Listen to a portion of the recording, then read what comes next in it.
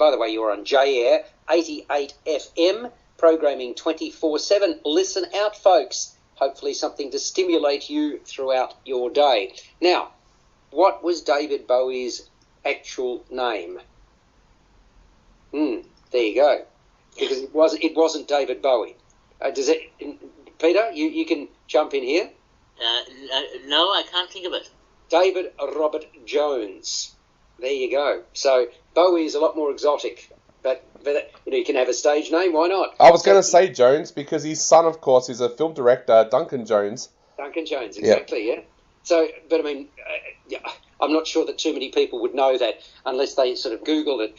He was born on the 8th of January 1947 and lived till the 10th of January 2016. So it's hard to believe that, wow, we're talking about 6 years ago that he's now passed away. I thought it was only yesterday. I mean, really?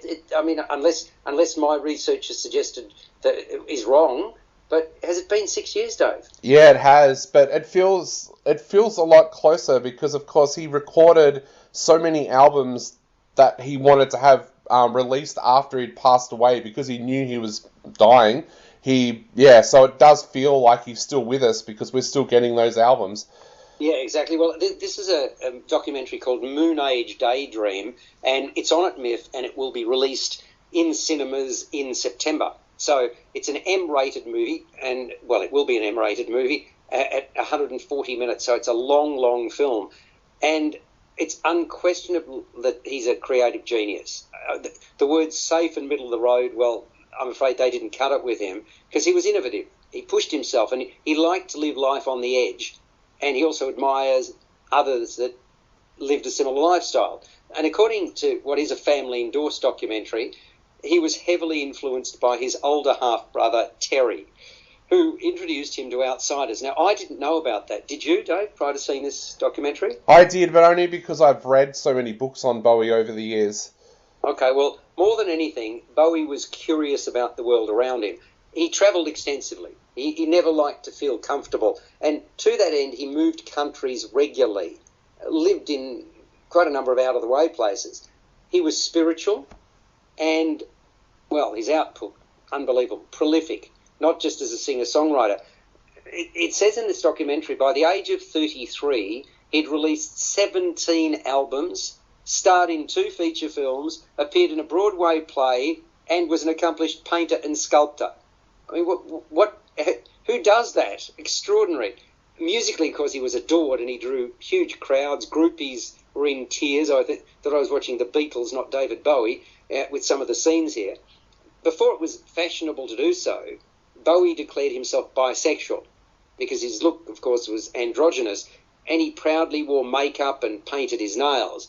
And you've got a lot of people in the crowds who sort of basically follow his lead. And through a catalogue of his songs, many of them global hits, his remarkable life story unfolds. He had an unremarkable childhood, but clearly he had a thirst for knowledge and understanding from an early age, and he embraced difference. So all the colour, all the glamour on show in Moonage Daydream, as well as the adoring concert crowds, and so too some of the quieter moments.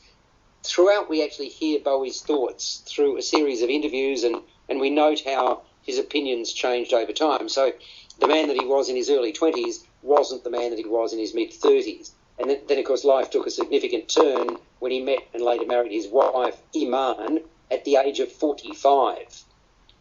I briefly looked at my watch at that time. We'd already gone for almost 2 hours when Iman was first introduced into this doco, and the reference only appears briefly towards the tail end, as I mentioned, of what is a quite compelling documentary, Dave.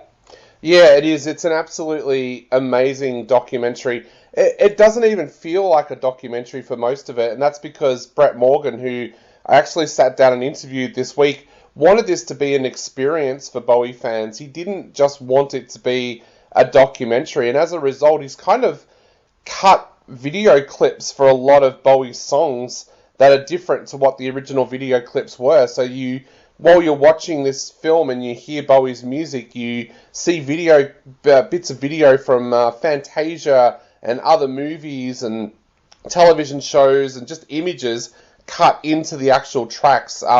Morgan's done an absolutely amazing job here. I said that in my review that it didn't feel like a doc, it felt like an experience, but it also feels like Morgan's put together this massive jigsaw puzzle and created something so beautiful and so special that it's not surprising that Bowie's family endorsed it, because it felt like the kind of experimental theatre and experimental film that Bowie himself would do. You just can't help but admire the man. He maintained a pace that few others could, made an indelible mark on the world, touched so many people, and, okay, yeah, there is a message here. It's pretty clear. Life's transitory, so it's what we do with it that counts. And Bowie clearly loved the rich and colourful existence that he had.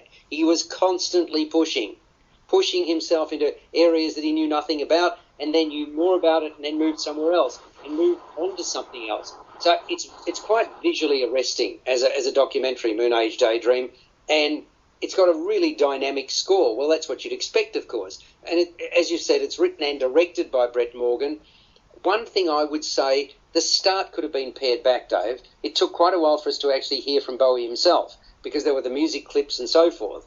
And I'm not sure how many minutes in it was, but like 15 or 20 minutes in, once we'd gone through that introduction, after that I was riveted. And I say that as somebody who admired Bowie, but I wouldn't consider myself an aficionado. I wanted more, and I got the more, but I thought the start wasn't as strong as it could have been. Yeah, it did. It took a while to get into it, and it almost felt like a concert in a sense, because it had all that imagery of the moon and everything like that, which of course is something that is synonymous with David Bowie. But yeah, it was a bit of a slow opening, and then bang, it just hit.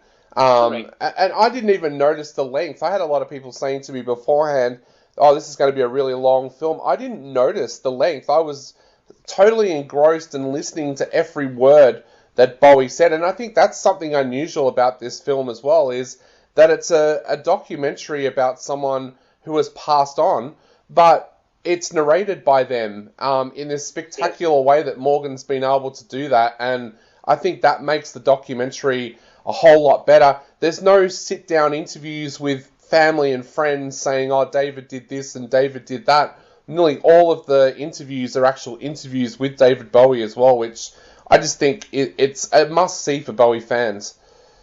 Well, it is indeed, but it's even for non-Bowie fans like me. As I say, I liked some of his music, but I wasn't an acolyte. So, I mean, I did notice the length because of the beginning, because I think they could have trimmed 15 or 20 minutes off it, because after that, as you say, went bam, and then, transfixed at that point. So I'm not sure why they introduced it the way that they did, or why the writer and director did, but other than that, I thought it was a very, very strong documentary. Score out of 10 for Moonage Daydream, which is on now as part of Myth. Dave? I'm going to give it 8 out of 10, and just a little bit of trivia as well about this film. Brett Morgan didn't know how to start the film originally, and decided the only way he could write it was do what Bowie did and escape the world, and he actually wrote the entire thing travelling on Amtrak's American trains around America. Why?